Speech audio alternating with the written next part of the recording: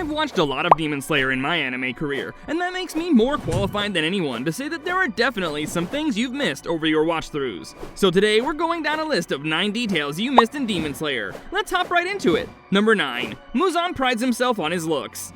Muzan is a beauty queen. I mean, that much should be obvious. For someone who's the demon version of Michael Jackson, you just know that he hates not being seen as anything but perfect. He's the father of all demons and a powerful demon in his own right, and with that kind of reputation on the line, you've gotta look good. This fact is actually established very early on in the series. While Muzan walks through a town, he bumps into an unruly bunch of drunkards. He's not too upset about the interaction, and is completely fine with letting them go unharmed, but one of them makes the mistake of calling him pale. Muzan goes into a fit of rage, and proceeds to murder all of them on the spot. I don't blame the guy. If some random drunkards called me pale on the road, I'd go on a mass murdering rampage too. Number 8. Tanjiro's solid skull runs in the family. We all know what Tanjiro's signature technique is. It's not any form of breathing techniques or sword styles, but his good old classic headbutt. We've seen that headbutt work in subduing just about everyone from friend to foe, but just where did the swordsman learn such an overpowered move from? Well, Season 2, Episode 18 shows some pretty interesting information about the Kamado family, and specifically Kie Kamado, Tanjiro and Nezuko's mother. While they were young, it's revealed that while walking with a younger Tanjiro and a baby Nezuko, Kie successfully subdued a boar with a fierce headbutt in order to protect her children. Tanjiro watches on in amazement, and it's not too crazy to think that Tanjiro probably learned his famous forehead slamming technique from this moment with his mother. I'm not gonna lie, watching my mom headbutt a wild boar would be a core memory I'd carry with me for life. Number 7. The 12 Kizaki are very selective.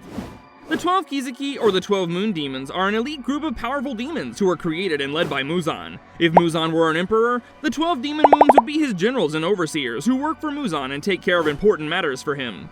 The process of being made into a Demon Moon comes directly from Muzan. We all know he goes around giving blood to turn people into his demon pawns, but when a particular demon shows promise, he gives them more blood and promotes them to one of the 12 Demon Moons, depending on their power. Because of this process, Muzan only selects the most powerful and cunning demons to be part of the 12 Demon Moons, and even after being selected, the vetting doesn't stop. If your power level falters or stops growing at any point, you're immediately booted out of the 12 Moons. It's an elitist group that only takes the best of the best, and maintains their legendary status. No wonder they're so powerful that even the Hashiras can't beat them easily. Muzan maintains a tight grip on the group, and keeps their power levels high.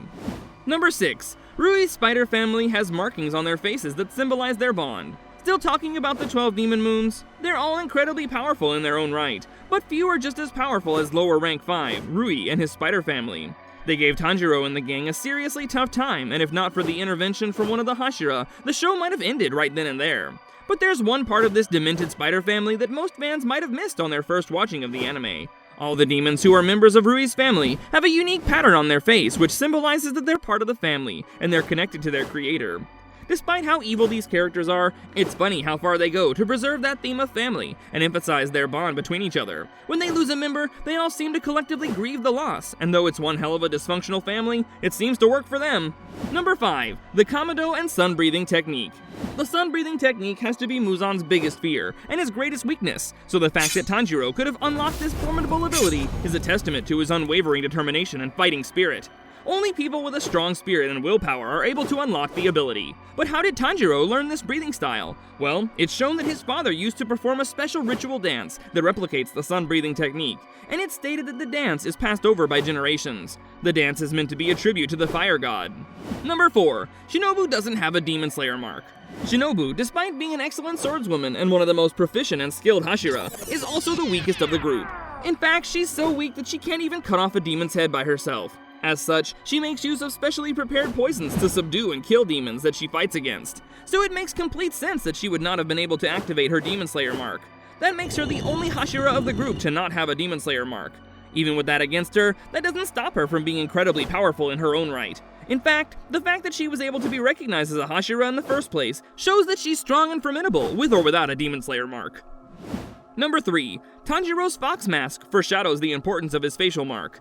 As time goes on, we're getting more hints that there might be more to Tanjiro's scar, and that there's more importance there than meets the eye. And when the show isn't exactly subtle with the hints, it's not hard to piece together. One of the smallest but most important telltale signs shows up during Tanjiro's Demon Slayer Core final selection exam, when he's given one final mask by Sakonji Orokudaki, his mentor. to show that he's truly fit to be a demon slayer, and that he's tasked to cut a boulder with his sword, and this boulder is the largest Urokudaki has ever given to one of his students, a sign of his trust in Tanjiro's potential and skill.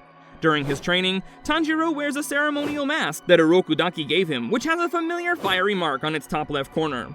It's such a minor detail and easily hard to miss, but the fact that the show felt the need to specifically add that mark to the mask shows that the mark is definitely important, too important to ever keep hidden. Number 2. Tanjiro's scar changes shape and size. Another cool detail about the still relevant mark on Tanjiro's forehead.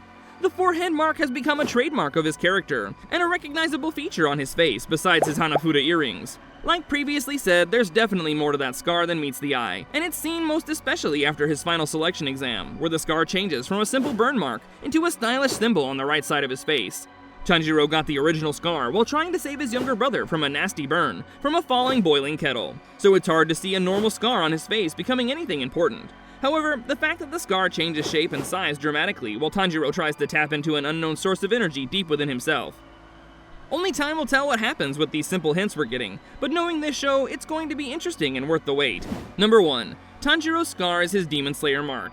But instead of waiting, let's get straight to the theory crafting. Demon theory crafting. Now, the first thing that we know is that sometime around the moments of his final selection exam, Tanjiro's scar changes in form to what we see and know it as today. Specifically, it happens after he gets smashed into a tree by the hand demon.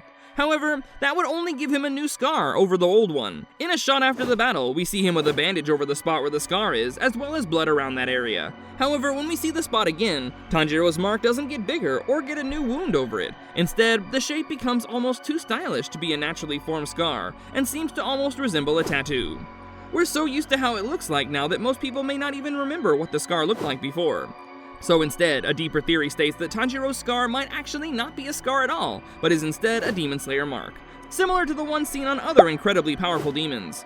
But this is more of a theory and less of a missed detail, isn't it? Well, hold your horses, because the missed theory is the devil in the details. If you noticed, his father has a similar shaped scar on the same side of his head as his son.